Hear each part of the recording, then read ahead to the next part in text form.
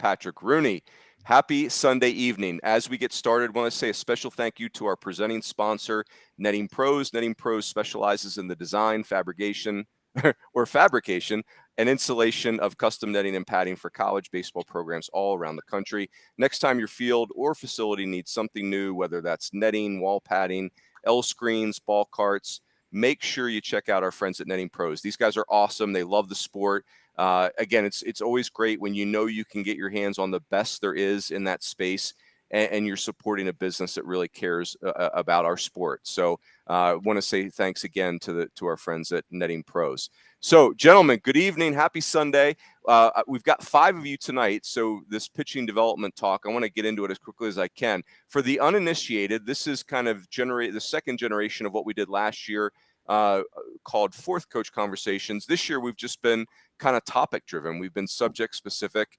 Tonight's talk is going to be pitcher development, and we've really focused on guys that are assistant coaches in our game. The head coaches get a lot of media attention. They tend to be the mouthpiece of their programs, and that's the way it should be. But this has been a really fun way to chop it up and get it after some subject areas in our sport, with some assistant coaches. So, boys, let's go around the horn. Coach Harmon, I'm going to go with you. So here's what I want you guys to do. Give me your name, where you are, where you're from, and just kind of bullet point your resume for me. Where you grew up, where you played, where you've coached. You don't have to get into extensive parts of the stops, but name, where you're at, and where you've been. Coach Harmon, kick us off. Yep. Brandon Harmon, associate head coach, Gonzaga University, going into my 11th year. And I'm one of the rare coaches in this game that I played at Gonzaga, and I'm from Spokane, Washington, where we're at. So I'm Spokane and Gonzaga through and through. So Coach Harmon, like literally, it's like once you left. So did you go Gonzaga Prep? No, I Coach Mactoff's a Gonzaga Prep guy, but no, I'm a public school kid at Spokane. So Coach Mac is Spokane born and raised. I just assumed it was just a great job that he got out of Stanford. He actually was going back home. Yep, exactly. Oh, that's awesome. So here's what I want to ask you. So Gonzaga is one of the best programs in college baseball that not enough people know about. There's some crazy stat where over the last 12 years, if I have this math right, you guys have finished first or second in the WCC like 9 of the 12 years, which is crazy because you're by far the northernmost program. I mean, it's really a Southern California and a California league. But you guys have had a bunch of big league pitchers. And have you been there for all of those guys? So I came back in 2013 as the volunteer. And then, so that was Marco Gonzalez and Tyler Olson. That was their last year. So those two guys were both really, really good. Marco's still in the rotation for the Mariners. And then right. I got to take over as pitching coach in 2016. And so we've had 4 and soon to be 5 and 6 guys get a chance to get up to the bigs from that time stamp. So yeah, we have a special thing going up here, and we have great support from our administration and playing a really competitive league, and don't take that for granted. No, Brandon, who are your guys, the recent guys? Eli Morgan, right? Didn't I just see him in the playoffs too? Yeah, Eli Morgan, Brandon Bailey, Wyatt Mills, and then a couple other guys coming closer. Alec Jacob, who was conference pitcher of the year in 21. He's up in AAA already. And then we have a few guys I think have a chance out of this last year. So that's awesome. Who's Eli Morgan pitching for? The Guardians. Oh, the Guards. Throwing a super changeup. So yeah, and then Wyatt Mills is he's kind of a sidewinder, or what's it? Yep. Lower arm slot. Low slot guy. He's with he came up with the Mariners and then got traded to the Royals in July, and so he's been up quite a bit, which is pretty fun. And then Brandon Bailey's a little guy out of Broomfield, Colorado, that made his debut for the Reds back in the COVID season of 2020. So. Oh, that's awesome. Final question for this part of it, Coach Harmon. How many people does the Gonzaga basketball arena seat? It looks amazing. Not enough. Is it like 5,000? I think it's 5,800. Which when they made that arena, when they built it back in 2003, that's like a perfect little fit. But I mean, who would have forecasted they're going to be in 2 of the last 4 national title games? I mean, they could easily seat 15,000 and sell it out right now, but. 5,800. So it's a great environment. That's awesome. Very cool. All right, Josh, go for it. All right. I'm Josh Nashid. I'm at St. Mary's College in California. West Coast Conference as well. I grew up in San Jose, California, played at San Jose State, and then was with the Indians for about 2 seasons in rehab the whole time, had 5 surgeries. So that was a blast. And here I am when I was released by the Indians, I connected with Greg Moore, head coach, in 2019. That was my first season. I was the director of player development. And then just kind of last 3 years, moved up, and I'm now the recruiting coordinator, pitching coach. So enjoying my time. I love it here. Awesome. So Josh, you were a 2-way player in college, correct? Yeah. And so tell me about that. Did you kind of come in as a position player and then just ended up pitching, or was it like was it very balanced, or was it kind of leaning one way or the other? I think my last 3 weeks of my senior year of high school were a pretty good indicator of what I was going to do primarily in college, which was pitch.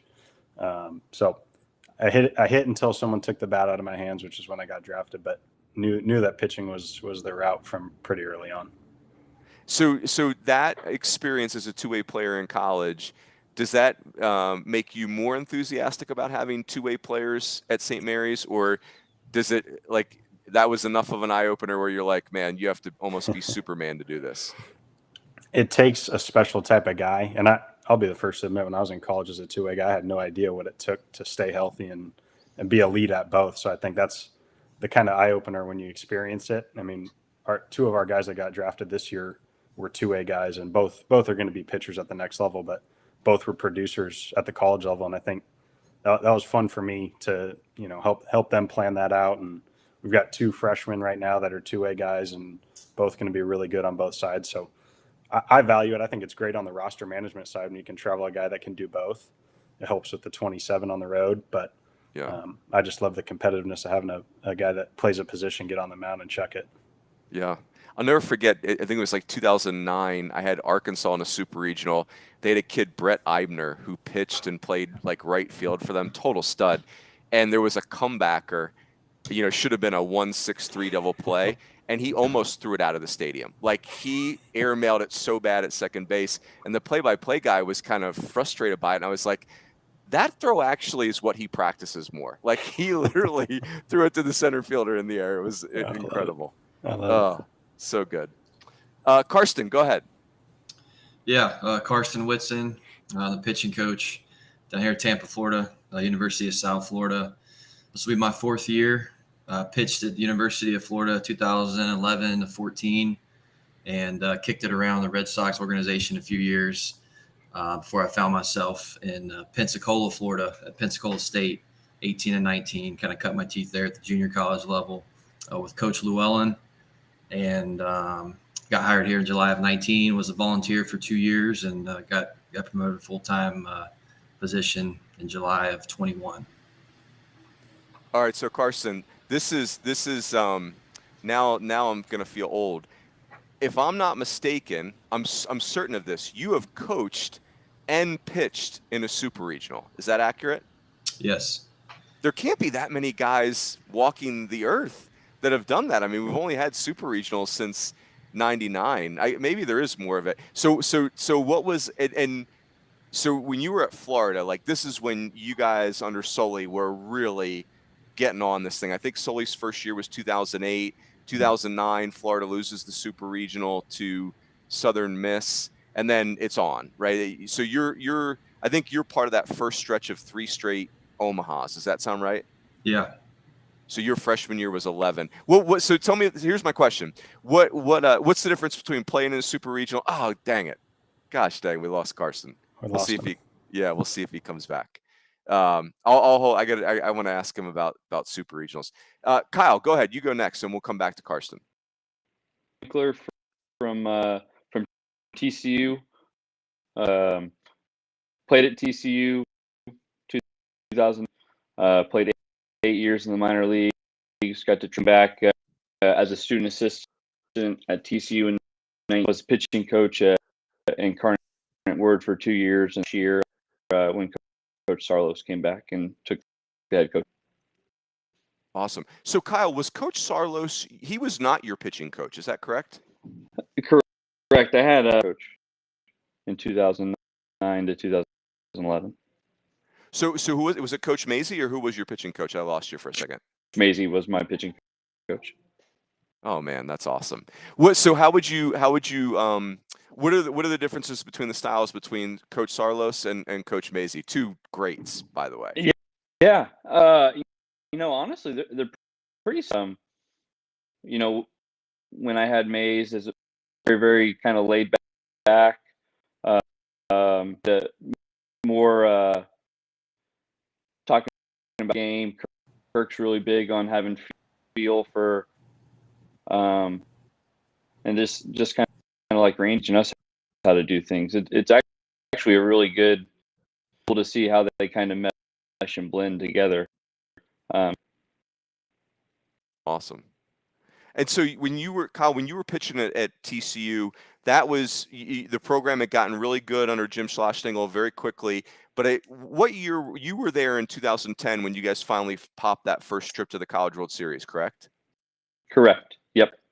What year were you? What year were you there? I was my sophomore year. And was my Matt freshman Kirk there too? Yep. Me and Maddie have known each other for 16 years, something like that. So. That's awesome. And did you guys play Texas in the Super Regionals in back-to-back years? We did in 2009, and lost, and then the next year went back. So both years you had to play them in Austin. Oh Correct. my gosh, that's awesome. Oh, talk about having to exercise some demons. Very cool. That's good. Yeah, it was awesome. Yeah. This, by the way, of the 2 years, no offense to any of the previous shows, this is by far the most decorated playing careers of any of the coaches we've ever had on these shows. So well done by you guys. All right, Carson, let me wrap up your section. Can you hear me? Yeah, sorry about that, Mike. You're good. You're good. Hey, so I want to know the difference between coaching in a super regional, because in 2021 you were at USF and you guys played that really cool super regional against Texas, ironically. What's the difference between playing in a super regional, pitching in one, and coaching in one? Yeah, I think it's playing in it. You're more tunnel vision, kind of locked in, and definitely way more nerve wracking as a coach. There's a lot that's obviously out of your control. So I'd say probably way more gratifying too as a coach. Right. And so that's probably the biggest difference for me. What were the super regionals you played in, Carson? Where did you guys go? Or I'm sure you were home, but. Yeah, we hosted in 11. Super. NC State or Mississippi State, or who'd you guys play in 11 was Mississippi State. Oh, that was heated. I remember that one. That was chippy. Yeah, it was good. And then 12, who did we host in 12? I'm drawing a blank, Mike. Was it Florida State or Miami or one of those schools? Could have been Miami. Yeah. Yeah, it could have been Miami in 12. So. Did you get to get a start in any of those, or had they wrapped them up by the time they got to you? I did. I started in 11. The second game that Mississippi State came back and fought their way back and beat us in the 8th. I think Paco, if you remember Paco Rodriguez, the lefty we had. Yeah. He was nails for us all year. They were able to scratch some runs on him late and forced a game 3. But yeah, it was very cool. Great environment. Oh man. I'm always a little over fixated on super regionals. I just think the whole atmosphere is so. Yeah, it's just hard to the air is hard. It's hard to breathe the air during super regional weekend. That's a lot of no doubt. Tense. Yes. Yep. Yeah, no question. Connor, go ahead. Yep. Connor Walsh, pitching coach at Northern Kentucky University. Grew up in a Philly suburb, just like you, Mike. Went and played at the University of Cincinnati. Got drafted out of there in 2014, and kind of like a lot of these guys, kicked around the minors with the White Sox for about 6 seasons, and have been a pitching coach at NKU for about 16, 17 months now. So learned a whole lot, that's for sure. That's awesome. Go Phils. Hey, Connor, let me ask you a question. Because you grew up in cold weather, you've coached in cold weather.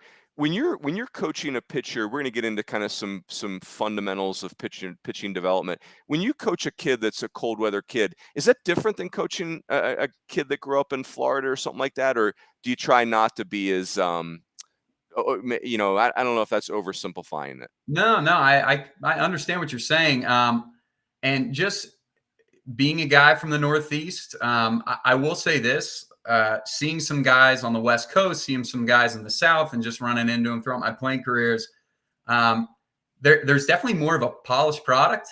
And I'm a Northeast guy, man. I'm definitely biased towards that. But when it comes to holding runners, when it comes to, the little idiosyncrasies, it takes to be successful on the mound, when you're outside playing year round, those are things that you pick up on pretty quick. Whereas the Northeast guys, they're playing, and I'm not just saying Northeast. I mean, everybody that's in the North really that's trying to compete on a daily basis and play this game. It gets difficult having your arm where you want it to be when the season starts and finding a place to long toss in the winter and, throwing bullpens to catchers where both your hands are stinging the whole time. I would say one subtle difference would be just the ability to play, in actual game settings and learn those little things it takes to be successful. Yeah, it's very interesting. I have this in my mind, like, I feel like cold weather kids tend to have higher arm slots than like the SoCal kids, and that could be just my imagination, but I spent a lot of my career coaching against Cal State Fullerton, and it's like they never had the awkward over the top guy. Every kid looked like you could put him at shortstop and you wouldn't know any different. So gotta love it. No, that's cool. Hey boys, let's do this. Here's the second question I have for you guys. So pitching development's a very broad topic, right? It's a huge topic. So what I want to do is, if you can, give me 3 anchors, give me 3 bullet points, 3 core beliefs, 3 pillars. And it doesn't have to be all that specific, but what are 3 things? Help me start to shrink this a little bit. What are 3 things I could cling to or focus on as I start to think about, developing pitchers? Coach Harmon, why don't you go first? Yeah, I think, when I think of the 3 things that we really try to strive for within our program, I think competitiveness is the very first thing that you talk about, and that's program wide, and trying to get our pitchers to buy into knowing who writes the lineup for them, right? Like this, Right. These are the things that you need to do to be successful, to get into our rotation. Obviously development as a whole, trying to increase their stuff. And I really look at the competitive side of things and the training side of things and trying to marry those, ride that line that, that's training is a huge thing in our game these days. You can't get on Twitter without having seen a debate on, this is how you increase your spin rate. This is how you throw a plyo ball harder. But you still got to, like you're talking about, you still got to get between the white lines and play the game. And so trying to find the happy medium between those two. And I think the third one for us, and I think it's one of our biggest roles as coaches, is just health. Trying to have an open line of communication with our strength coach, with our trainer, and just what can we do to make guys feel good on a daily basis? Because the more they feel good, the more competitive reps we get, the more we actually just get to have reps, and it's hard to get better when you're sitting in the training room. And so those are like the 3 things just on a daily basis that I start off with. What can we do to impact these guys today? And I guess health is the underlying one on all those. Is if that isn't right, the rest of, I don't care how competitive you want to be, how much training you want to do. If you don't feel good, that stuff doesn't matter. Brandon, do you feel like on the health side, is it, I feel like a lot of players, I'm going to say this pejoratively, and I mean it in jest, obviously, but, like they're liars, right? Like you ask them how you feeling today, and they all say, I feel wonderful, right? Like that's what athletes are trained to do, is like, I always, just pretend that you feel great. Is it that part, getting them to really give you an honest assessment of how they feel? Or is it more health is about habits? Health is about sleeping, eating, those types of things, or is it maybe a combination? I'd say a combination. You're speaking directly to me on that one. I told Mac every day I played, I feel great. Right. Whether I was a 5 on the scale or a 10. Yeah. And so I think relationship based, knowing my pitchers, knowing truly what good versus great feels for them, because they're all going to lie. They all want to play, which I love and I respect. But at the end of the day, we got to know if you truly are ready to go. And so I think trying to get them in with, having those conversations with our strength coach, who they see 4 to 5 days a week, who, and just knowing what each athlete does, how they come to the table, and trying to kind of quantify it more so on that relationship based than necessarily some kind of individual metric. Just watching the way they play catch, you know, they tell me you're a 10, but you only went out to 90 feet today. Is, you know, something isn't adding up there. Yep. Oh man, it's like parenting. I love it. Very cool. Josh, go ahead. 3 pillars, pitching development. Okay. I think my first pillar is the most important, and within it, there's actually a couple nuggets within the first pillar, but it's toughness. And I think talking about toughness is great because we all know what it looks like. When you see a guy on the mound that's tough, we know what it looks like visually. But I think in terms of teaching it, how do you actually teach toughness? And that's the question, is how do you get a guy maybe that doesn't have mound presence, isn't confident to portray that on the mound? So I like to break it down 5 different things that, you know, actual things that we can break down and actually talk about at the end of an outing, and things that we can control that make up toughness. It's actually something tangible. And so we talk about presence, right? Mound presence is the first piece. You know, how are we holding ourselves on the mound? Talk about separation, pitch to pitch separation, outing to outing separation, being able to just move to the next thing and compete. We talk about confidence, right? Do we believe that we're going to beat the hitter on that day, on that pitch? And then accountability, and that's day to day. It's self-accountability of your own routines, your own work, and then accountability of the guys around you as a teammate.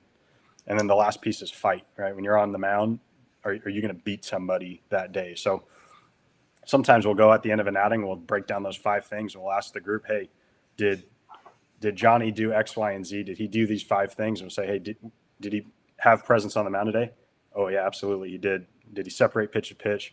I think if you can get to 4 of those 5 consistently, then you could say a guy's got toughness. So it's really just pinpointing the 5 things that I believe really make toughness. And we talk about it all the time, but how do you actually get there? I think you hold each other accountable to those 5 things. And if the group holds each other accountable, you're going to get that.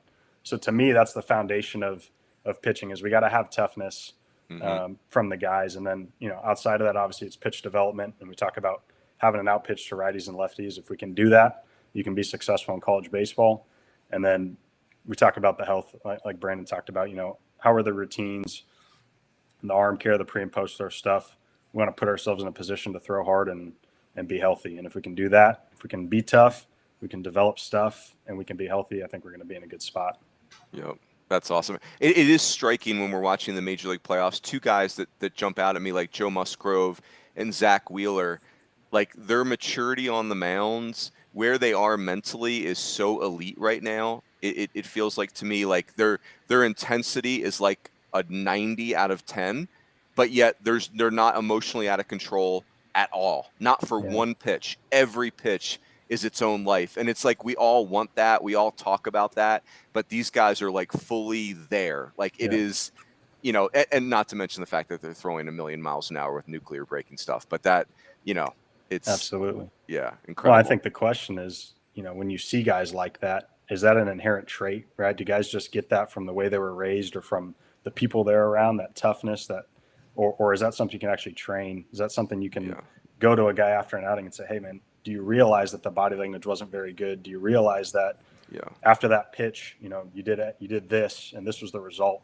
And so I think if we can actually hold guys accountable to those things, then they feel like toughness is not just something you have, it's something you can build. Yeah. Well, those 2 guys are great examples, right? Like they're both, I think the answer is both. Like it's obviously DNA and it's trained, because, I mean, we all remember Joe Musgrove with the Pirates just getting his teeth kicked in every 5 days. You know, he was terrible for that level, right? And then Zach Wheeler, if he was who he is today, 7 years ago, he'd be making $100 million a year, right? Like he's the Phillies. What the Phillies are getting compared to what they're paying for is, you know, like the coupon of all coupons. So yeah, really good. Kyle, go ahead. 3 pillars of pitching development. 3 kind of core beliefs for you. You might be muted, Kyle. See if you're muted. It's either muted or signal. Yeah, either K-Dub, you're muted, I think. I am. Oh, there you go. Oh, sorry, no. No. Kyle Winkler, I couldn't hear you at all. Hey, Kyle, try hanging up and coming back. We'll do Karsten, and I'll come back to you, okay? Carson, go ahead. You do your 3 pillars. Yeah, so I think, you know, the first one is ownership. You know, having our guys, take ownership of their career. We can give them the tools to be successful, and kind of show them the roadmap of guys that have had success. But if they're not willing to kind of put in that extra work, I don't think they're going to fully maximize their potential. The NCAA, kind of limits the amount of time we can spend with these guys. So really preaching, that work ethic and that ownership of really going beyond kind of what is asked on a daily basis. Winning pitching, it kind of sounds, winning pitching, all guys should do that to win. But with today's player, I feel like so many guys are, at least guys that we deal with, concerned with the draft, and every player has an agent. It's almost like they're skip steppers. They get to college, but then as soon as they get here, they're worried about the draft. And we have a job to do. We have to win games. While we're here, obviously development is a big part of that. Guys develop, we win. But what we can do daily, they're going to help us win as a whole, as a staff. And try to get buy-in from guys to do that. And then dealing with failure is probably the biggest one. Just having guys fail in the fall. And, most of the guys, I'm sure, I'm not speak for everyone, but if we're doing it right in the recruiting process, we're probably getting guys that have success in high school and on the travel ball circuit. So what happens in the fall when things don't go right those first few weeks? And I think that's a huge part of development is how do you deal with failure? How do you bounce back? And, for me, just off the top of the head, those three things right there, not talking about mechanics or grip or anything, just kind of, attacking some stuff outside of that, I think can really jumpstart guys early in their process in college. Hey, so Carson, when you were at Florida, it just felt like your teams were so talented, but it felt like you guys did a really good job of coaching each other. And I sensed some of those things in what you're saying. And it just felt like when you guys were at Florida, there was no confusion as to what won. Like I never heard a Florida pitcher back then talking about spin rates. It really didn't exist the way it does now, but it just seemed like you guys were so focused on winning. Is that something that you like? Does that have to come from the coaches, or when it's at its best, like you guys were at Florida, you guys are really that's the staff is coaching the pitching staff? Yeah, I think when with any successful program, there's an expectation year in and year out. Obviously, when your head coach is a pitching guy, right, he's going to kind of have his thumb on it a little bit tighter. And for us, that was just kind of the expectation. I remember my freshman fall at Florida after one of my first bullpens going to run polls after a bullpen, and an upperclassman, stopping me going, "Hey, that's not how we run polls here." And I was like, it takes you off guard, but that was just a culture. And I think in every successful program across the country, if you have a culture like that, then, you're probably going to have success along the way. Yeah. Gosh, that's awesome. Oh, really cool. Hey, Kyle Winkler, let's try one more time. See if we can. Are you able to unmute? Oh, yeah. There you go. There we go. Yeah. So 3 pillars. Go for it. Yeah, I think the first one, and for us with Coach Sarlos coming from Fullerton and playing those years, you got to have good mental game, right? You got to be. Everybody's kind of said it in a different way. You got to be mentally tough. Because we're going to make our biggest pitches in the biggest moments when the most stuff is going on. Mm-hmm. So I think that's a big part of what we preach to our guys, whether we're doing shadow bullpens every day or talking mental game with them about why we want to do certain things or how we need to react. My second one is guys have to know who they are, it's really hard to coach kids who don't understand what they do well. And what they can use to get guys out. I think at times, even with everybody, I mean, we walk in with our own players and we have to explain who they are at times to them because they don't know. They've had success at a lower level and now they're at a higher level, and how are they going to translate their success at the lower level to the next level, right? And then I think finally, just for us, and you just got to be relentless, right? And have super high standards for your performance, and how you do things, right? How you go about your daily catch, how you go about your bullpen work, how you go about, your PFPs, because we all know everyone on this call has lost, games because we can't throw the ball to first base on a bunt, right? So all that stuff, you know, it has to be, you know, kind of in your DNA, in my opinion, to really be successful. Yeah.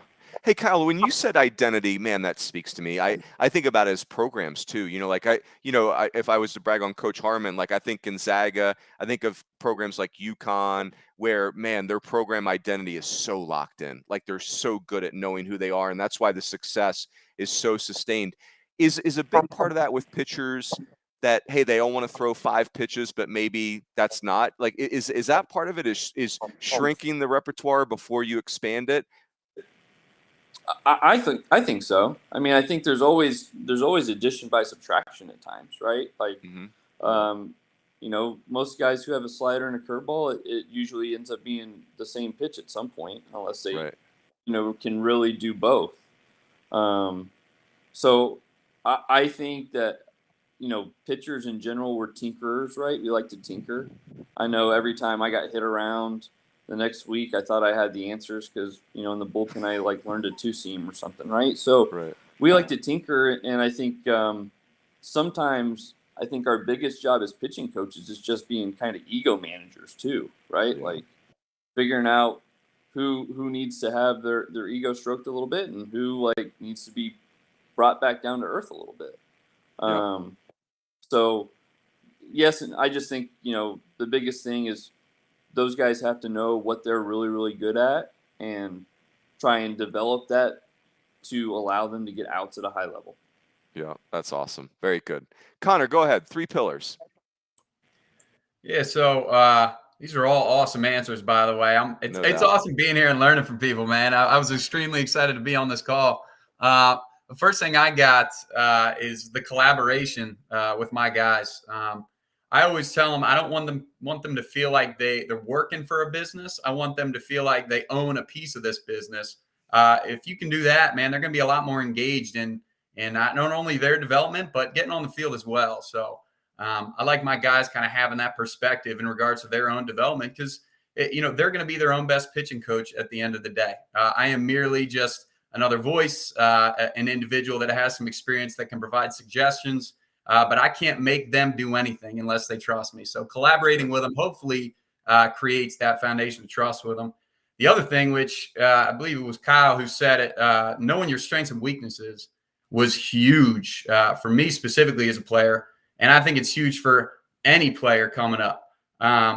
Measuring, whether it be on the Rapsodo or the TrackMan, like that stuff is all good, but like there is that aspect of the mental game. And for the individuals that need to be brought back down to earth and the individuals that maybe need some love and whatever the case is, creating that environment for them to grow is another big one as well.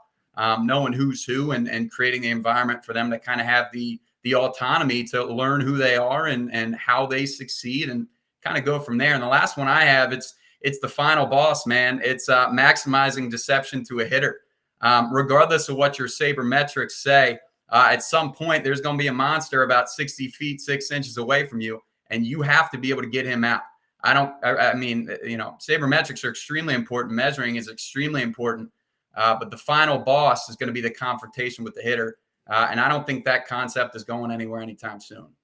Yeah. So, you know, it's when you say that, Connor, I told you guys I saw Arizona play yesterday and, you know, just an excellent program. Omaha twice in the last 6 years. Dave Lawn, their pitching coach, is, you know, one of the OGs of college baseball. And, you know, they've got a special arm in TJ Nichols, who you catch him on the right day, it's up to 98 with a slider that'll touch 87.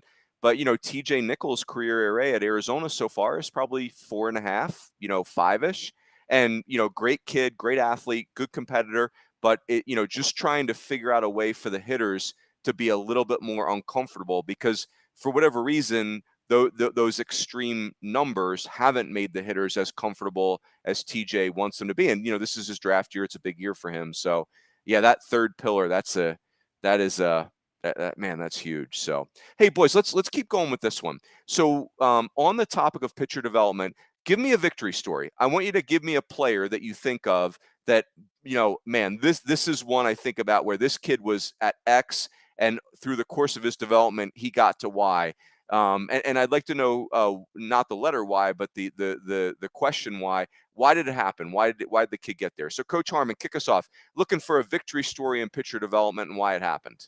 Yeah, that's a fun one for me. I'll go with a kid named Daniel Bees, who 2018 regional team for us. He ended up being our Friday night starter that year. Was our ace, ended up being a 7th rounder to the Yankees, but came into Gonzaga as a recruited walk-on. Missed his whole senior year of high school with TJ. 6'8", 240, but kind of the 6'8", 240 where you're not 6'8", 240. You know, you're not very coordinated, not very strong. And he was with us for 4 years. And he had a redshirt year mixed in there, his first year coming off of TJ, and first year coming back. I think one of his very first outings was down at TCU in 2016, and which shows some flashes, but was just good enough to get you beat at that point. Cause you thought you needed to put him in, but wasn't ready. But he just stayed with it. Just listening to these guys talk, just started to get a really good identity of who he was, what he needed to do to get good. And then just the routine that we stress in our program. And he just started buying in and figuring out, what do I need to do to get good? And all this, that transformation just on the baseball field, transformation in the weight room, how he recovered after an outing, and he turned himself into, a guy that just was going to be a student to a frontline Division I pitcher, and threw 100, close to 100 innings for us in 2018, and just I think just the awareness of where he was at was the biggest thing, and then he bought into it, and he was relentless. And I love what Connor just said about confrontation with the hitter. He'd get out there, and when it was time to go fight, he was ready to go fight, and off the field it was about what can I do to get better into the next week, regardless of what my outcome was. And a really fun one for me to be a part of that journey with him. Oh, that's awesome. Hey, by the way, boys, this could be this example could be someone that was a teammate, someone you coached, someone you witnessed. It could be, feel you got carte blanche on this one. So that's really, I remember Daniel Bees. That's a good one. Josh, go ahead. This one's too easy. Kai Bush was a left-handed pitcher for us, and he was 2021 draft, but he was probably the craziest thing I've ever seen in a 8-month period of a guy that worked harder than anybody, knew exactly what he wanted to do, and just maybe didn't know how to get there. And man, he went from being a guy that he started in the Pac-12 as a freshman, had like an 11 ERA, went to a junior college, went undrafted out of the junior college, came to St. Mary's. He was a 2-pitch guy, big left-handed pitcher, but from day one, hardest worker there was, knew exactly what he wanted to do, believed that he could be a top 3-round guy at some point, but just didn't really have an out pitch, commanded the fastball okay, but not great, didn't throw enough strikes, 6'6" lefty. He had the physical tools, but the way that guy transformed himself, the way Kai turned himself into a 2nd-round pick in a 6-month period was unbelievable. And it was just, it was routines. On his start day at 2 p.m. start, you knew that at 1:12 you were going to see him doing his thing on the line, right? You're going to see him every single day, the same thing, taking care of his body, stretching, mobility, but just the relentlessness and the pen, because he knew he needed the slider, and he came in with a sloppy slider and a sloppy curveball, and knew he needed something tighter. And it was 3 months on the Rapsodo and 3 months of just him developing that pitch to the point where he had confidence to throw it at any time. And anyways, it's so hard now thinking back, but I remember at the moment watching him in those pens thinking, this guy's he's going to do what he wants to do. And, you talk to scouts that saw him in high school, scouts that saw him in college, and said, oh, he's not very confident. Oh, he's not very tough. He's kind of soft. And anyone that knew him knew that wasn't the case. Maybe that showed up in his play because he didn't have what he needed to beat hitters, but he did what he needed to do on the work side and routine side. And like I said, he went from being a guy that went undrafted to a guy that was probably should have been a 1st-rounder, but that type of talent. He's in the futures game this year and pitching in AA, doing great. So just one of those success stories where it's not just about the performance. That it came because of the person, and the person developed because he knew what he wanted and did it. That's awesome. Hey, boys, make sure you're muted. I'm getting a little background. Hopefully it's not me. Make sure you're muted, and then when I pull you up, you can unmute. Hey, let me ask you a follow-up question on that, Josh. On the slider part, so it sounded like he had 2 breaking balls, then you guys were able to settle on 1. Like, what ended up being the difference maker? Was it something like it was a grip that he was trying? It was a feel? Like, what kind of got him over the hump with the slider? I think it was an intent thing. I mean, like I said, he came in with, someone mentioned having a slider and a breaking ball probably ends up being 1 pitch. And that was his case. He threw a sloppy slider that was like 74 miles an hour and a curveball that was a little slower than that. That wasn't much different. And for a guy that was 88 to 92 at the time, the breaking ball needed to be firmer. And so we just talked about him ripping it and throwing it hard with intent. And then we did some things with the delivery. And as the velo ticked up at the end of the year, he was 92, 96. And the slider was 82, 86. And it was just him understanding that he needs to throw the hell out of it to get what he wants. Awesome. And it was a pretty cool story. That is really cool. Hey, Kyle, go ahead. Give us a victory story for pitching development. Yeah, I think mine's Halen Green. I was with Halen in 19 when I was here as a student assistant.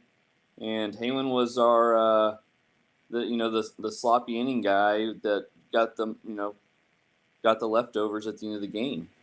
And, Halen always threw strikes. He was super lucky. He was actually recruited as a 2-way player when he came to TCU and then decided not to hit, but was always really athletic.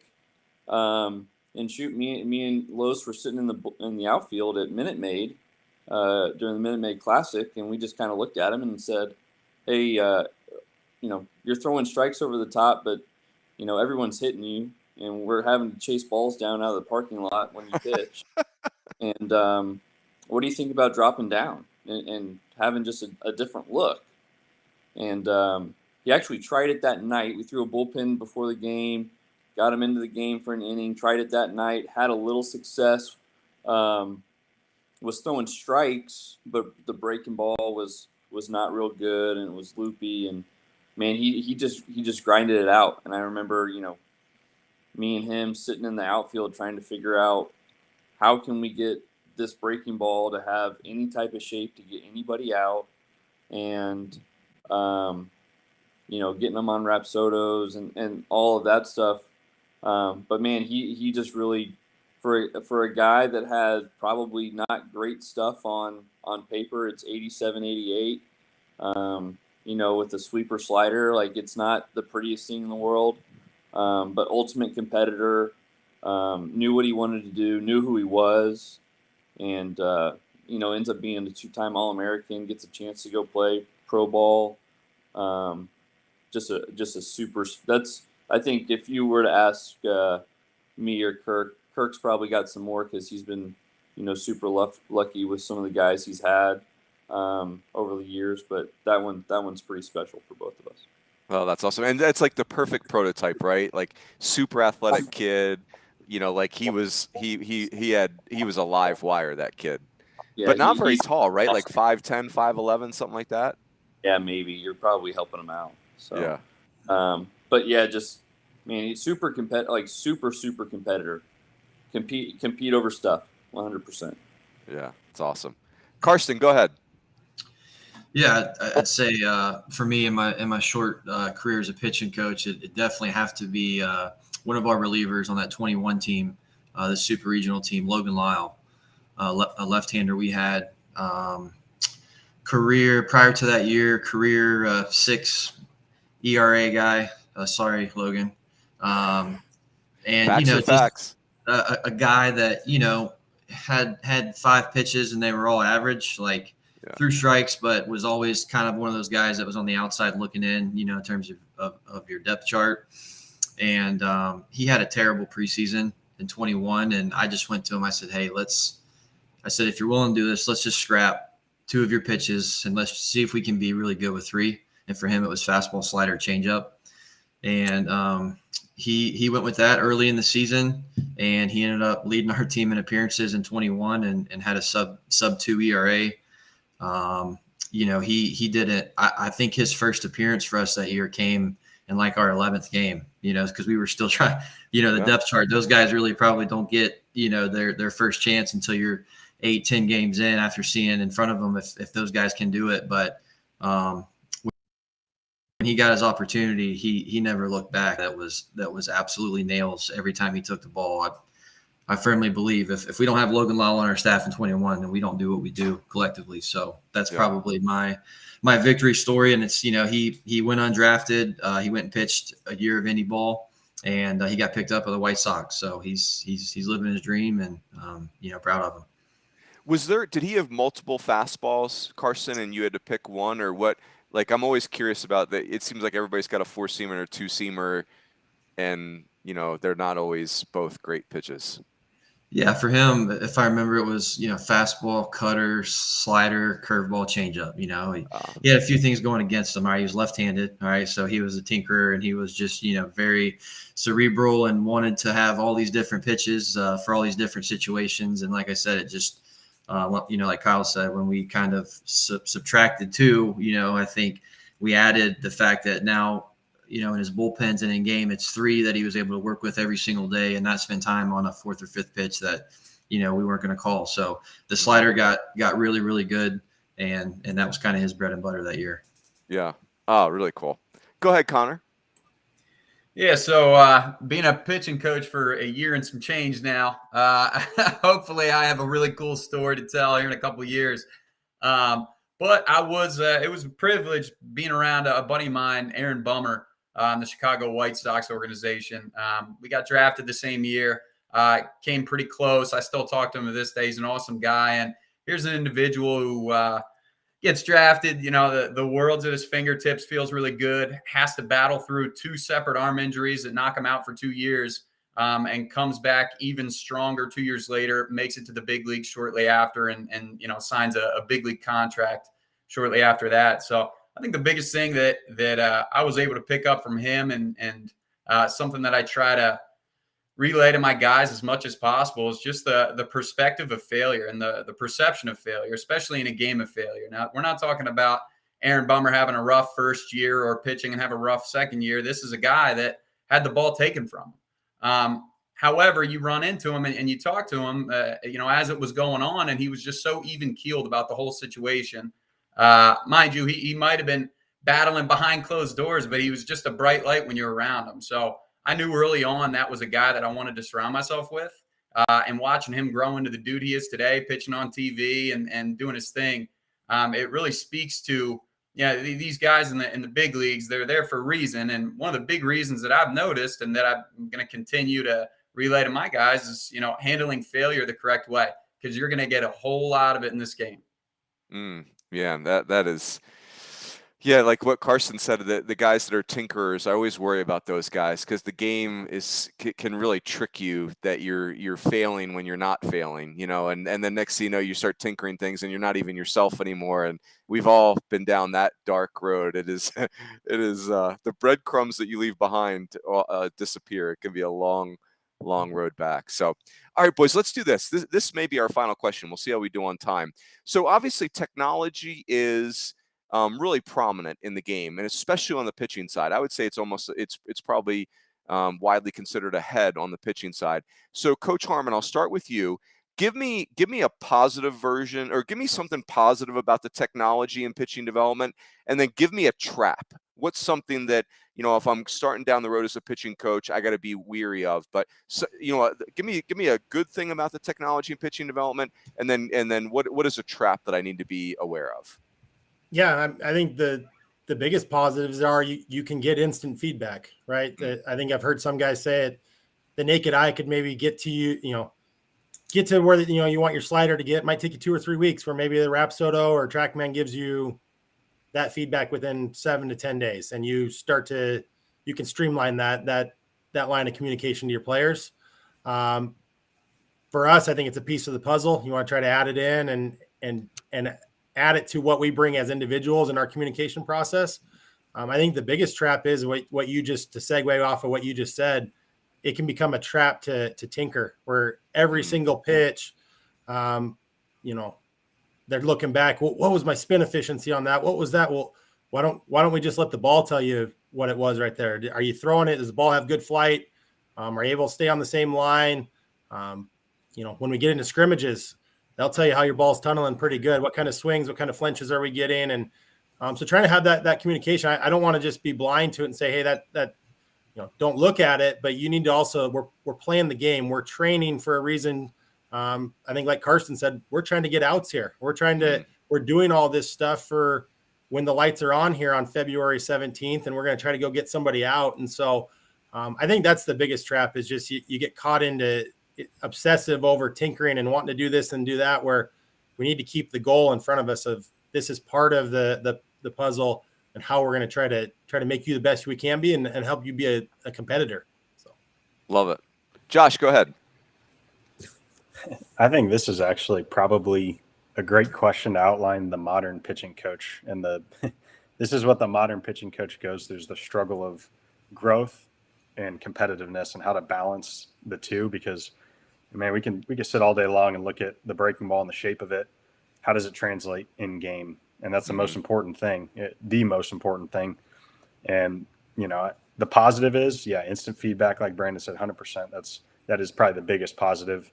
And just being able to show a guy, hey, this is what you do and this is what happens when you do it. The trap is, like I mentioned, if you're losing on the competitive side because you're worried about what the stuff looks like, man, the stuff in game, it doesn't matter. It's how well you're competing and how you're using it and how are we sequencing this stuff? How are we attacking hitters based on what they're doing and what we do well? So I just think this question is great because this is what we deal with now as pitching coaches. And it's an awesome thing. It's a great thing to have to deal with because you have a really good tool. We have a bunch of different tools now at our disposal to help these guys. But we got to also balance, are we helping them? Are we hurting them? Are they helping themselves? Are they hurting themselves at the right time, at the right place? That's the balance. Yeah, right time, right place. That's the phrase that really resonates with me. There's a time for tinkering. There's a time for competing. And it's very easy to get those two lines blurred up. It's good. Great point. Kyle, go ahead. I think I'll kind of piggyback on the same thing everybody else has said. I mean, it's the one trap that we have is how, no matter what your stuff looks like on the machine, it's got to get guys out. Right. It has to. And I think what we fall into a trap as just pitchers in general is that we want everything to be perfect and to meet certain metrics. Like the best thing that we have going with technology is that there's quantifiable data for what we all like. What we used to know as a heavy fastball, right? Yeah. Or a fastball that gets on you. Or, man, he's got that second gear. Like, now we can all quantify what that is. But the trap of trying to chase it, trying to figure out, okay, I need an extra 100 RPM on my fastball to get to 2,400 and get this one carry. And then we go in the game and we can't throw strikes anyways, but then it's all the hell in a handbasket, right? So the biggest thing I think is that just guys have to get guys. Yeah. And it doesn't matter what it looks like. We've got a guy, like can't spin the ball at all. What is the Raps? The track can Rapsoda are going to tell you it's terrible, but fastball gets swings and misses. So the hitter says it's good, and I think that's the biggest thing. When the hitter says it's good, it's good. It doesn't matter what the machine says or even what I think. Yep. No, I love that. Karsten, go ahead. Yeah, no, some great points there. Try to give you something a little different. I think for me, a positive is buy-in with technology. I think you can use that to leverage buy-in with guys. Maybe it's something that our eyes see.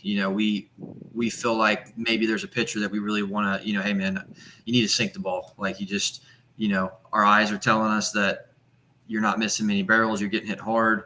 Let's maybe drop the slot a touch and really try to sink it, and players might want to fight that early. I mean, I probably would have, naturally like, hey man, I've been good up until this point. But I think when they can see something visually that kind of, reaffirms what you're telling them, I think it gives them a little bit of confidence that the change that they're making is positive, right? Obviously it still has to translate when they go out there, but it's definitely, it gets you on the right track to making that change. And then, a negative would probably be, I think guys use it as a crutch, probably a lot. And it's, when they go away from us in the summer in high school, they've got all, their pitching gurus they go to that train spin rate and velo and all this stuff. And then when they get to us, maybe in a bullpen setting when they're not commanding the ball, they're still asking about, hey, what was the spin rate on that? I was like, dude, you missed your spot by 6 feet. Like, it's, my vertical is not where, so I think it can cloud the mind at times and they can use that. Well, that's why I didn't throw the ball well today. So you have to kind of filter that out and deal with it at times, but definitely, there's a place for it. And like these guys said, it's sexy in a bullpen, some of those numbers, but it all goes out the window when you're, when you have that hitter pitcher confrontation. Yep. Oh, that's great. Connor, go ahead. Yeah, I think a positive, kind of going off of what we talked about earlier, is the strengths. It also allows you to create like clear goals with pitch development. Being a pitcher not too long ago, you guys were talking about tinkering. Every time I picked up the ball, it was the same thing as you guys were talking about. Like, I thought I had this brand new pitch that was going to change my life. And, I don't think there was enough, for me specifically, I didn't put enough clear, concise goals to kind of have those blinders on and keep it simple. I think that having a guy, like a goal for him to create more horizontal break on his fastball, as he's playing catch, it keeps him busy, which I know sounds bad, but in the grand scheme of things, having a guy building confidence in catch play on a daily basis, as we all know, confidence is the difference between a good and bad season in baseball. And if we can use sabermetric data and all of this new school stuff and that approach to create confidence in individuals, then I think you might have something there. But in regards to the traps, I mean, it can go both ways. You can start trying to make your stuff too perfect. I think a common issue that I've seen recently is individuals that, are on their Rapsodo, for instance, trying to make their third pitch their best pitch. And a lot of times the third pitch is the changeup. And, they're trying to create so much horizontal break on the changeup. And the reality of the situation is the task behind the changeup should be to get the hitter's weight to shift onto his front foot and draw weak contact. We don't need a swing and miss. I mean, there's an art behind pitching behind in the count. And if you have the nastiest changeup in the world in a bullpen setting, sabermetrically, but you get out there and in a 2-0 count, you throw one high and arm side that the hitter at no point in the trajectory of the pitch is in swing mode. Now you're 3-0 and, we got to fight back that way. So definite pros and cons to it. If you're able to convey a simplified message with a lot of, a lot of crazy data, I think it can be really effective. But I am partial to simple is always going to win in this game. Relentlessness is always going to win in this game. So I see both sides, but I'm always going to err on the side of simplicity in regards to development.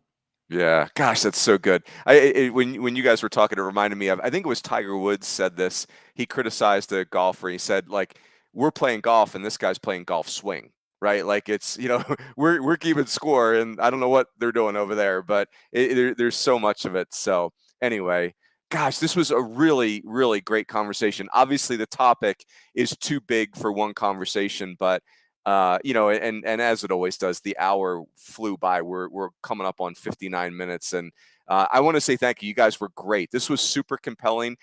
Pitching's not my area of expertise, but I've loved this conversation, and I hope it continues. I hope to see you guys at the. I told the previous two groups we got to get together at the bar or somewhere at the convention and continue these conversations. So good. So.